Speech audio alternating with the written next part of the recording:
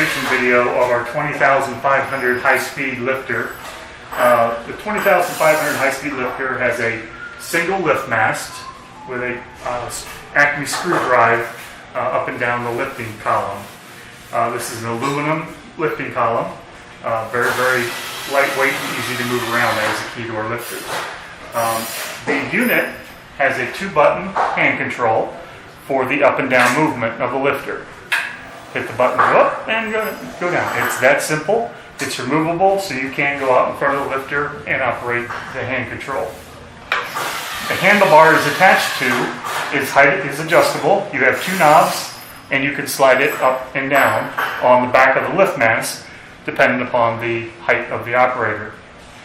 The unit has a 24-volt DC power pack, and that is located here.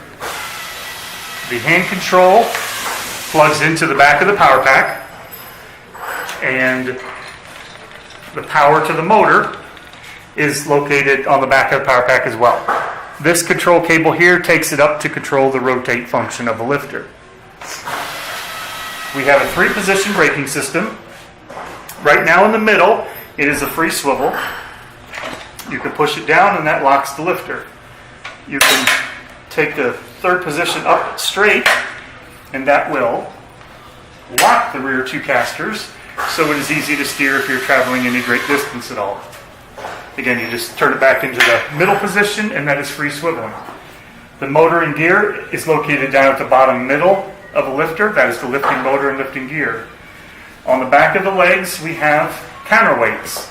Due to the load being partially in front of the lifter legs, we have some counterweights to make sure there is stability for the lifter. On the back of the lift mast, the last control box located here is the rotate control box, to rotate left and rotate right.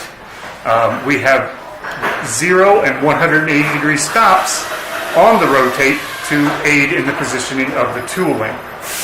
One item I did forget to mention, there is a junction box on here, and this junction box takes the power up to a limit switch on the lift mast. So the hand control plugs into this box on the limit switch, and then the box plugs into the power pack to run the power. You do have to have the 2-button hand control plugged into that junction box. I'll show you the limit switch. As you run the lifter up, it will trip the limit switch and stop.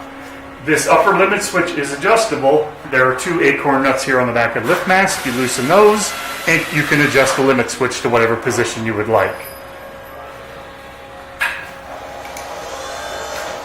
Now the tooling, this device right here is our 360 degree rotation unit.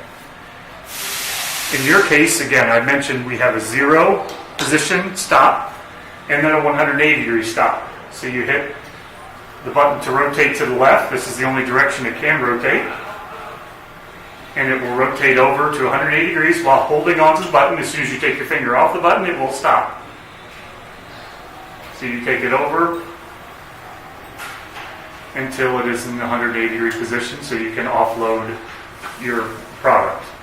And again, then you hit the right button and that will take you back over to the 0 position so you can start over again.